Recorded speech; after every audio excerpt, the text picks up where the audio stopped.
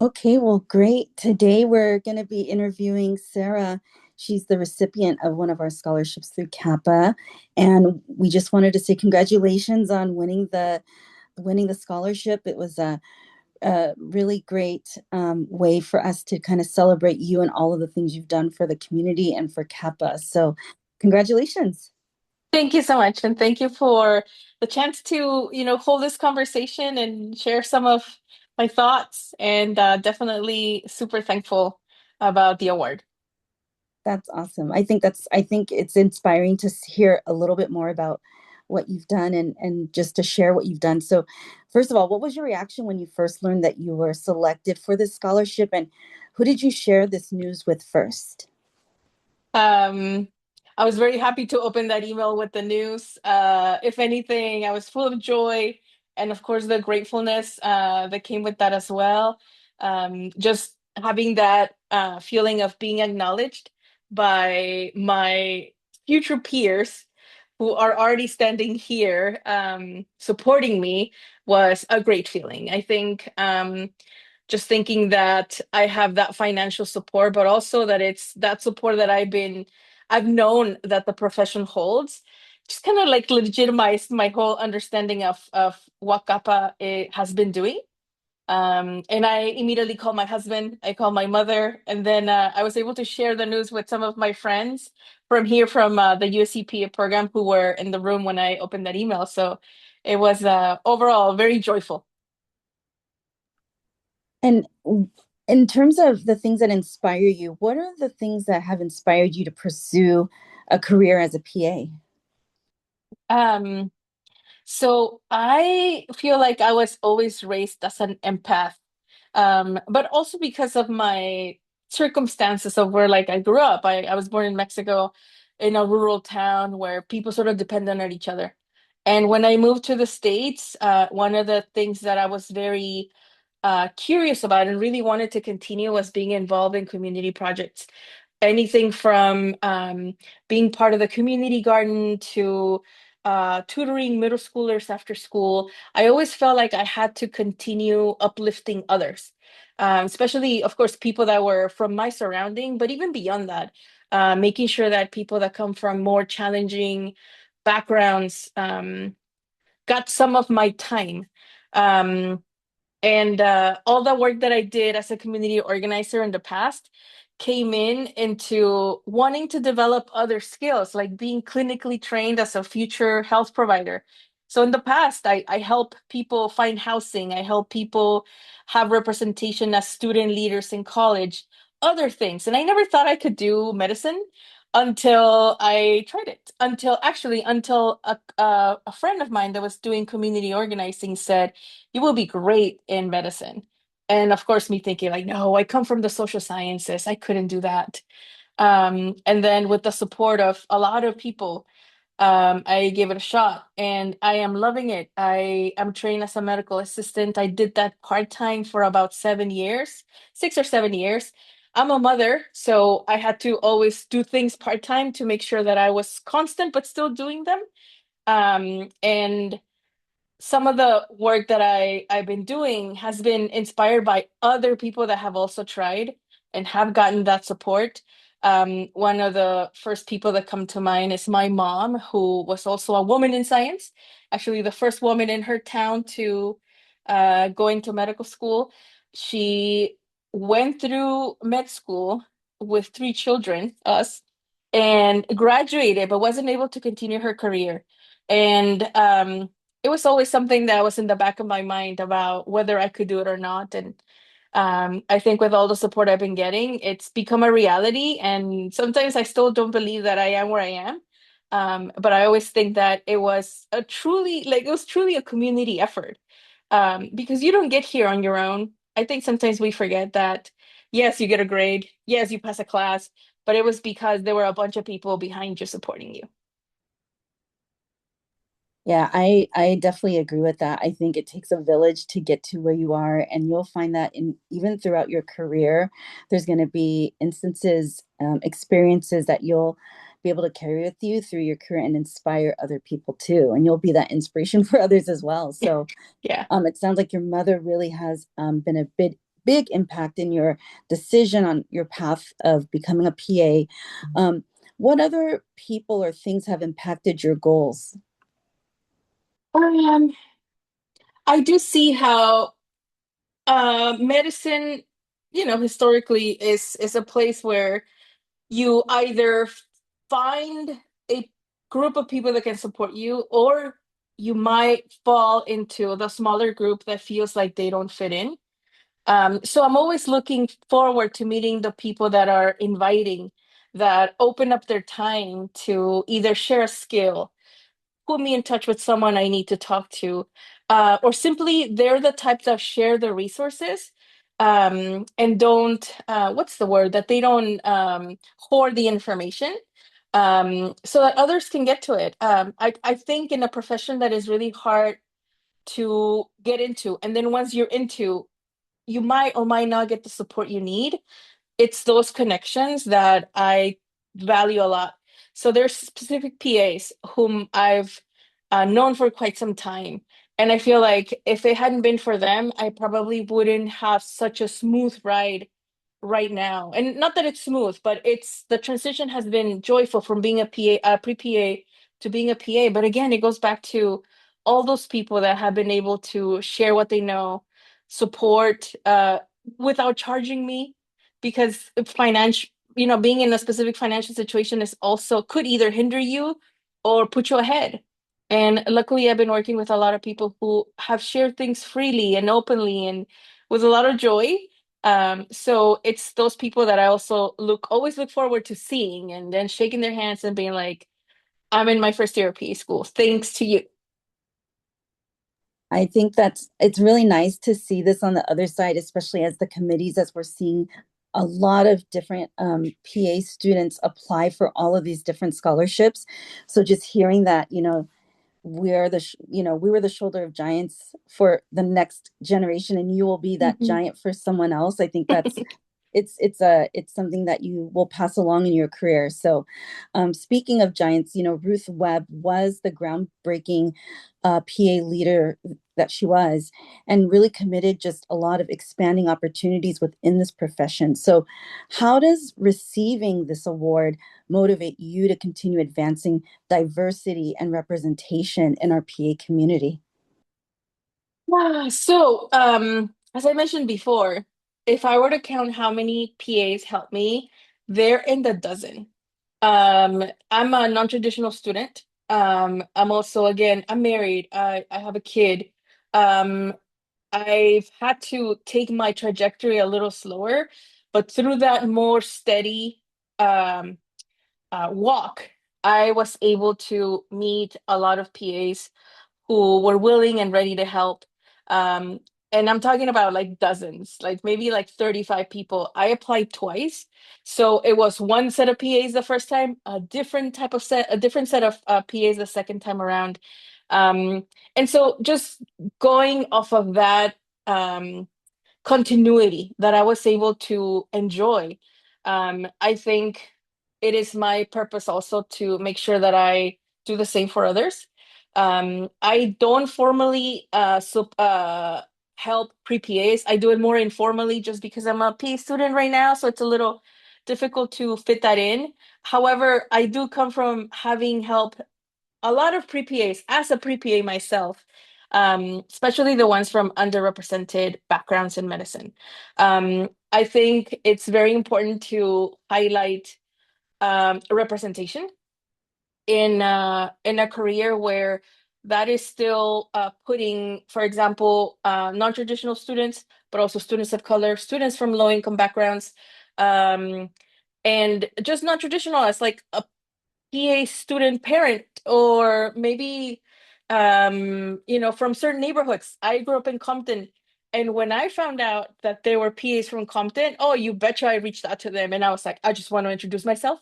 I am an up and coming PA in training in Compton, and I know them, and I can count them with like one hand, and I'm in touch with them, and I get all my inspiration from them. So in that same vein, if pre-PAs, I believe, are supported from the get-go.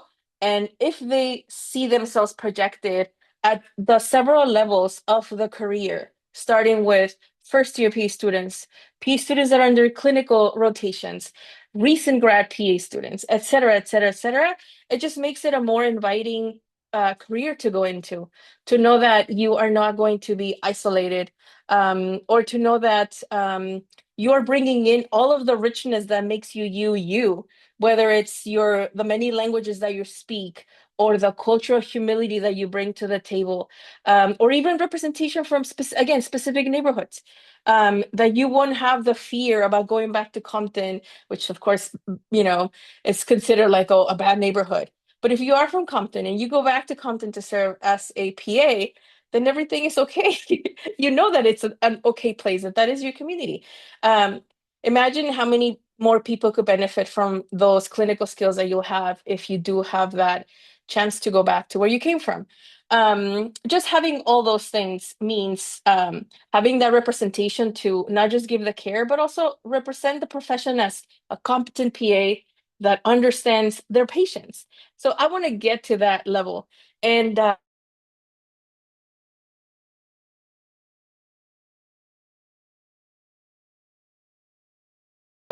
um, I think as someone who has sort of had kept an eye in what's going on in the pre-PA community for quite some time, I am just really happy that Kappa gets to do these pre-PA events where you get to go and mingle with PAs and ask your questions and meet admissions representatives that you probably wouldn't meet on your own, or sometimes they're just not available, but that they are bringing this to you and putting it on a platter for you to like take advantage of it is priceless. It's I admire the work that they do. And then when you become a PA to get that financial support, like the financial support I'm getting, is like cherry on top. I agree. I think just with your story and being able to have different ways to touch and connect with the diversity of the PAs we have in California is really important to us. It's Hmm. important to Kappa. With your background, what do you think would encourage more individuals who come from a very similar background as you, being a mom, being a non-traditional student? What do you think we can do as Kappa members to help improve or get more diversified students going into PA school? I think the outreach that Kappa does right now is a great way to make themselves be like an organization that pre-PAs can reach to. So they are not an organization that they'll never hear from. It's more like there is a presence. They go to events. I've seen them at pre-PA events that I was putting, like organizing and putting together. And I was always thankful that they were there, ready with questions and resources. So that's one thing. The other thing is, I know it's it takes a little more energy to do mentorship programs, but I think Kappa plays a good role in making sure that these resources become little seeds that could hopefully bloom into mentorship opportunities for the students that want to build those. Yeah, they're like little mustard seeds. You start planting them and then they start growing and proliferating. So I agree. I think that's one thing that we are looking for, especially for the future of our profession and with Hmm. Kappa, just ways for us to connect and also just be able to implant those types of, you know, ways for people to flourish and to be successful in PA school and Hmm. the journey of what it takes. So with that being said, why do you think being a Kappa member is important? And what would you say to someone or encourage someone to become a Kappa member? Um, I think it is very necessary to have a collective voice. Again, I have a background as a community organizer. I got my bachelor's in community studies from UC Santa Cruz many years ago. And I learned that being organized, having representation, having a body that can advocate for you, is just necessary. We are a young profession, not even 100 years old. A lot of people still culturally don't understand what a PA is. And I think if the California body is looking to change that, then we need to be part of it. We need to also express even within Kappa, express how diverse the our chapter is, right? Like our state chapter. I think being part of a larger community of professionals is also very important. When I was a pre-PA, I would always encourage the other pre-PAs to immediately find ways of becoming connected to their local state chapter, but also AAPA, which is, the nationwide body that represents PAs. I think it's important to share joyful moments together as a profession, such as like, the changes that are happening with licensing in different states. I will clap really hard the day it reaches California, but I clap really hard once it reaches other states around the country because it shows that we are collectively asking for changes. And as they become a reality, it's great to feel like I can support others in the profession. Um, Aside from that, when things don't go our way, it's also great to know that, well, we have Kappa that can advocate for changes as well, but also that it's a place where I feel like I can insert my input and say, hey, I don't like how things went this time. Can we do a survey? Can we see how people are feeling? So in essence, I think it's a very democratic body that I have enjoyed being a part of. And I wouldn't do anything different except continue participating in the organization. I think as pre-PAs, it's important that that pre-PAs take some time and join it. But also I can't wait to like do more with Kappa as an organization. It's my first time being a member actually. As a pre-PA, I was never able to be part of it. But now as a student, first year PA student, I am. And yeah, I look forward to working with Kappa more. Yeah, I think that your advocacy and your background really lends a lot to what Kappa kind of stands for, and just being able to have a place at the table essentially for our profession. Now, after graduation, what are your professional goals as a licensed PA? I really look forward to working in both primary care and emergency medicine. Um, I think patient education is a big thing, in my opinion, that I feel like I can contribute to. Unfortunately, I have lost family members to chronic diseases that could have been prevented with a little more education, a little bit of medical guidance, a little more follow-up. And I hope to change all those trends to go towards the positive side. So people don't have to lose their loved ones any earlier than they should. That's why my heart lies in primary care. However, I also want to explore emergency medicine. I like the adrenaline rush. I like to think on my feet. And so I look forward to the flexibility that the PA profession is guaranteeing me, and being able to shift from one specialty to the other, but also serving like different communities. I know that once I'm in emergency medicine, I can probably, use all of the skills I'm learning from different specialties, different modules, and so I look forward to doing both if possible. And maybe down the line, possibly come back and teach. But that's still something that I have to talk to my husband about because I'm not sure any more schooling can happen anytime soon. But I would like to, down the line, consider coming back as a teaching professional. I think all those things are in your favor. I think I see a very bright future for you. So I think we all made the best choice that we could have for this scholarship. And really, it represents everything that Ruth Webb has done for our profession. So, on this trajectory you're on, just with being so motivated and organized, one day you might have your own scholarship. You never know. Well, thank you very much. I really appreciate the support. Um, I feel like it's giving me a reason to more formally be part and continue to be a part of the organization, and also like use some of the skills I'm learning to make sure that they serve as an asset to help others. So thank you for building that path for me, and definitely thank you for the financial support. Oh, of course, we are so happy to have you be our scholarship winner. So thank you so much for your time. Thank you. Have a good night.